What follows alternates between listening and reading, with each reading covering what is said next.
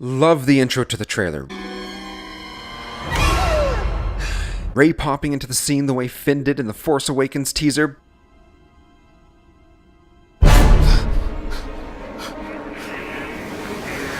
Brilliant connection. This year's Star Wars Celebration in Orlando, Florida celebrates 40 years of Star Wars and kicked the weekend off with a bang by introducing the first teaser trailer for The Last Jedi. Go watch the trailer, then come back for this breakdown. Now, right off the bat, we get some nice moments of training. Beautiful scenery of the island we last left Rey on when she met Luke Skywalker at the end of The Force Awakens. However, things get interesting when Luke asks, "What do you see?" What do you see?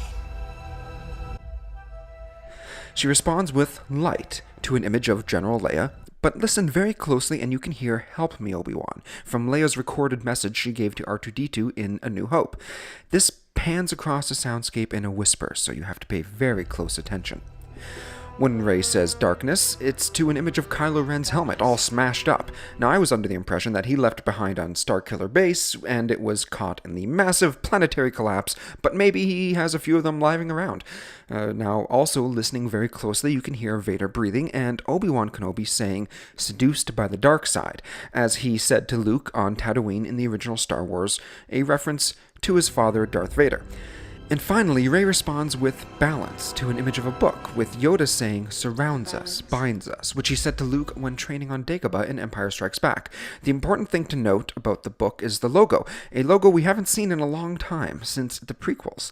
It denotes the Jedi Order. Some speculate that this book, or at least one of the books on this tattered bookshelf, may be the Journal of the Whills. The Whills were first introduced by name in Rogue One, but have been part of the Jedi backstory since the beginning. Cassian Andor says to Jyn Erso in Rogue One of the fan-favorite characters Baze Malba and Chirrut that they are guardians of the Whills. This is all very convoluted stuff, but it's safe to say that the reason the Whills were even brought up in Rogue One in the first place was that there would be further inclusion of the ancient order of Force-sensitive beings in future movies. I'm not going to go any further into the Whills here, that's a video for another day. It's very complicated stuff. But for my money, the best part of the trailer came with the next words: "this Christmas." A lovely reminder that we will be seeing a new Star Wars movie every Christmas for the rest of our lives. Hashtag Star Wars for Christmas forever. These here are mining vehicles flying headfirst into a battalion of walkers. They have a slightly different visual profile than the ones from Empire Strikes Back on Hoth or from Rogue One on the beach. Probably stronger and less prone to tripping. Poe Dameron and BB-8 are back, of course, and the Falcon is kicking some serious spaceship butt. But things get interesting again when we see Kylo Ren helmetless, I guess since he smashed the other one, and sporting a facial scar that Rey gave him previously. Something interesting to note is it's very similar looking to the way Anakin Skywalker looks from Revenge of the Sith, and you'd think he would be more inclined to wear a mask now than before, for cosmetic reasons. Anyway, next we get a shot of something burning with Luke and R2 in front watching, probably the attack on Luke's Jedi Temple/training facility that we know from a flashback in Force Awakens Kylo Ren and the only briefly seen Knights of Ren had a hand in the destruction of. Immediately following this, we see some similar looking fire. Isn't all fire similar looking? And with Captain Phasma emerging with First Order troopers. Now, the placement of the footage would imply that she was there in the destruction of the Jedi Temple. However, the scene looks to be indoors, and I suspect this is from a different scene altogether. From the flashback in Force Awakens, we're really just led to assume that it was only the Knights of Ren and Kylo himself involved in its destruction. And so perhaps this scene is during what we saw a few moments ago in the trailer. Explosions in a hangar bay taking out X-Wings, maybe even Poe's black X-Wing being possibly destroyed. This may be from even the battle that we see next, which has the Resistance and the First Order duking it out in some sort of Star War. However, the biggest bombshell comes in the form of Luke Skywalker probably talking to Rey saying, "I only know one truth. It's time for the Jedi to end." Daisy Ridley said not long ago that Luke Skywalker was not quite what Rey expected him to be.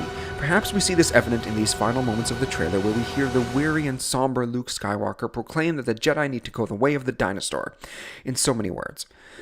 Wait, do they have dinosaurs in this universe? Oh my god, could there be a dinosaur in the Star Wars universe? I mean, we've seen some weird alien shit so far, so why the heck not a T-Rex stomping around with a specially outfitted stormtrooper riding him? I need to go write a fanfiction. I'll be right back. Okay, I'm back. Star Wars The T-Rex Strikes Back is in stores now. What has happened to Luke, is the question. What made him so down on the Jedi? Evidence can be found earlier in the trailer with Rey saying that she sees balance. The prophecy of the one who will bring balance to the Force was seen played out in the prequels. Anakin's rise to power and destruction of the Jedi down to 2, Obi-Wan Kenobi and Yoda, also left 2 Sith, Darth Vader and Darth Sidious, aka the Emperor. Pretty well balanced, obviously. Then Luke destroys Vader and the Emperor and starts up a new Jedi Order, unbalancing things, only to see Snoke seduce Ben Skywalker to the dark side, destroy all Luke has built, and bring the galaxy once again down to 2 Jedi, Luke and Rey, and 2 Sith, Kylo and Snoke. Now, Snoke doesn't call himself a Sith, nor does Kylo Ren take on the mantle of Darth. Perhaps Luke now sees the Jedi as something that needs to go away for the good of the galaxy, and that the balance isn't having equal amounts of extremes existing at the same time, but rather the balance comes from within. Heck, we see Luke all dressed in black using traditionally dark side Force powers in the original trilogy. Perhaps this is the true way forward for a Force user, a balance of light and dark. Grey Jedis are a thing that's being explored more in the excellent Star Wars Rebels TV show. All this would essentially make Luke Skywalker the Last Jedi. Either way, the teaser was excellent. I'm excited for more and super excited for #Star Wars for Christmas forever.